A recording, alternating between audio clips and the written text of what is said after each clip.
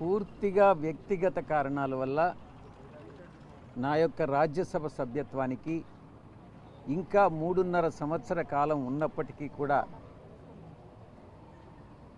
రాజీనామాని ఉపరాష్ట్రపతి గారు మా యొక్క రాజ్యసభ చైర్మన్ అధ్యక్షుల వారికి సమర్పించడం జరిగింది. ఆయన ఆ రాజీనామాను ఆమోదించడం కూడా జరిగింది.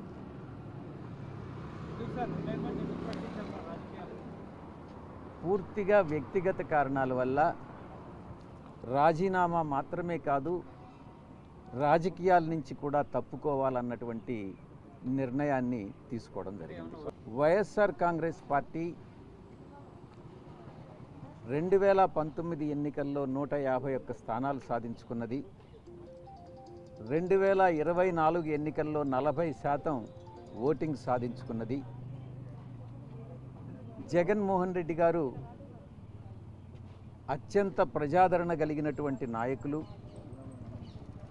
నాలాంటి వాళ్ళు 1000 మంది పార్టీని వీడినా కూడా ఆయనకున్న ప్రజాదరణ తగ్గదు అన్నటువంటిది నా ఉద్దేశం.